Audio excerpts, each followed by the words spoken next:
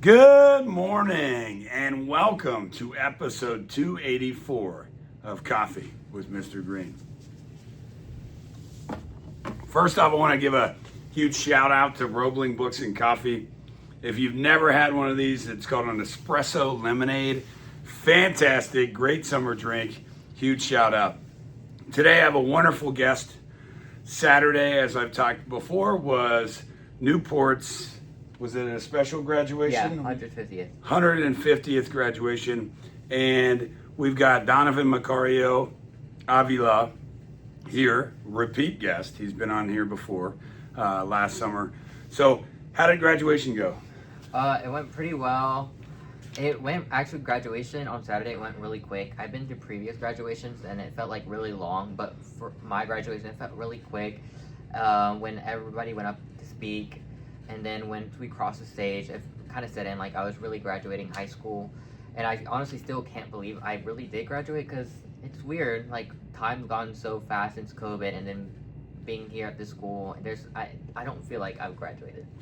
Now, talking to you, and we took a tour around the school today, and we have a little work day, so Donnie and I walked around school and reminisced and talked about things.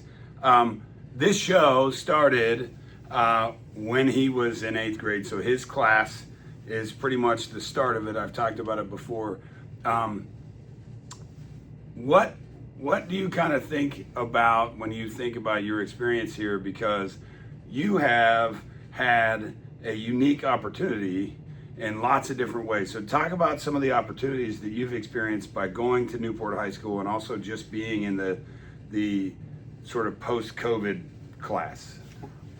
So once, 8th grade, during COVID, we were, wearing masks and things like that. But like, I feel like my opportunities really started freshman year once we were like out of that COVID. I did a lot of things. I did FBLA, STLP, and a couple things like that. And I had a lot of wonderful opportunities, especially going to Newport and meeting these other kids from other schools. And they talked about attending state conference.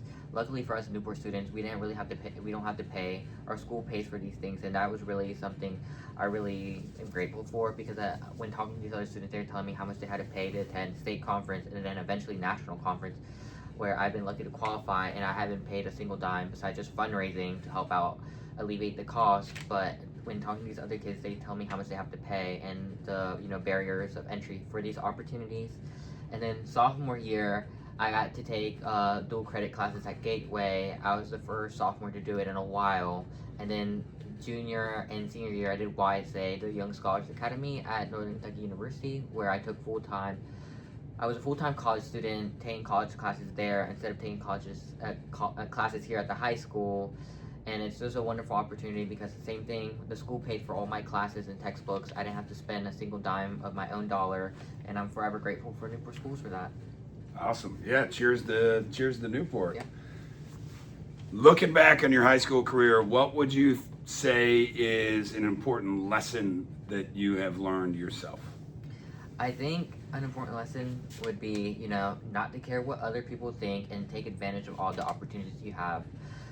Present it to yourself, because I feel like a lot of us, as we enter middle school, high school, we care about what other people think. And we're like, I don't want to do this because not the cool people aren't doing it. I don't want to stand out. I want to follow the crowd. But I think it's important to take advantage of the opportunities and stand out, because eventually you'll mature, and once you graduate, you'll realize high school, how popular you were. And all these things won't really matter, because in 10 years, nobody's going to remember who was prom king, who was homecoming king. I might. But what I love is how humble Donovan is, because not only is he FCCLA and FBLA and officer and all that, but he also is an athlete. He was a 3-year starter and member on the baseball team, and also a member of the track team. So having that, right, and also being the valedictorian, the highest GPA in the class, you deserve your kudos. So you need to get your flowers. So here's your flowers, Donnie.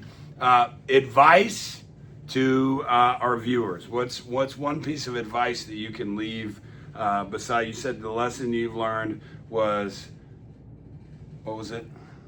Don't care what other Don't people care think, what and other take a- people. take all the opportunities presented.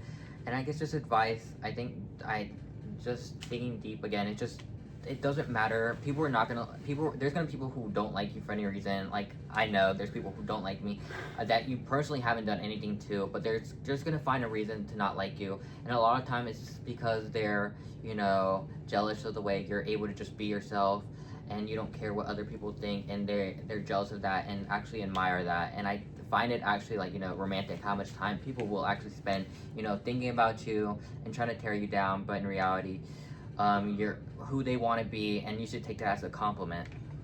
That's awesome. I love that. Last thing, this channel is all about mental health, social emotional stuff, and together in the last 4 or 5 years, we've really gone through some things. So what is one mental health tip? Because you applied to a lot of schools, you went to college, went to extracurriculars after, and you weren't in the building with kids.